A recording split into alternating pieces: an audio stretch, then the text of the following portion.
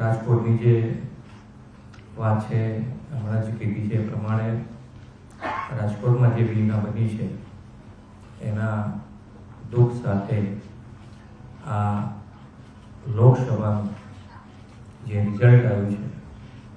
એને અમે વધાવીએ છીએ। 26માંથી 26 બે વખત આવ્યા પછી આ વખતે પણ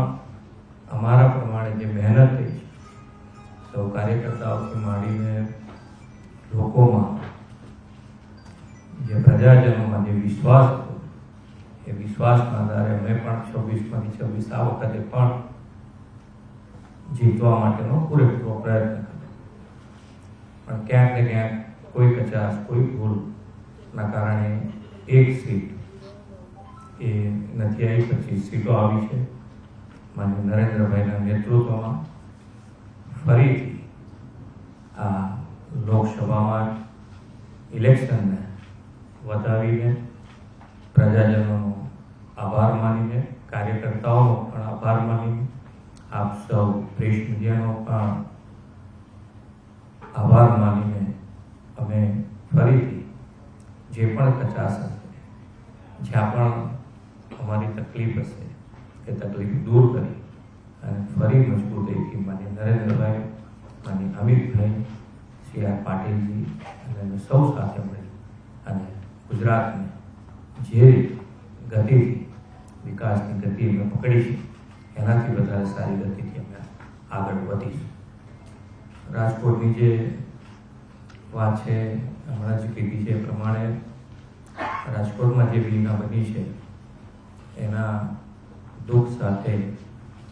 આ લોકસભાનું જે રિઝલ્ટ આવ્યું છે એને અમે વધાવીએ છીએ। 26માંથી 26 બે વખત આવ્યા પછી આ વખતે પણ અમારા પ્રમાણે જે મહેનત થઈ છે સૌ કાર્યકર્તાઓથી માંડીને લોકોમાં જે પ્રજાજનોમાં જે વિશ્વાસ હતો એ વિશ્વાસના આધારે અમે પણ 26માંથી 26 આ વખતે પણ જીતવા માટેનો પૂરેપૂરો પ્રયત્ન કર્યો, પણ ક્યાંક ને ક્યાંક કોઈ કચાશ કોઈ ભૂલના કારણે એક સીટ એ નથી આવી, 25 સીટો આવી છે। માનનીય નરેન્દ્રભાઈના નેતૃત્વમાં ફરીથી આ લોકસભામાં ઇલેક્શનને વધાવીને પ્રજાજનોનો આભાર માનીને, કાર્યકર્તાઓનો પણ આભાર માનીને, આપ સૌ પ્રેસ મીડિયાનો પણ આભાર માનીને અમે ફરીથી જે પણ કચાશ હશે, જ્યાં પણ અમારી તકલીફ હશે એ તકલીફ દૂર કરી અને ફરી મજબૂતાઈથી માનીય નરેન્દ્રભાઈ,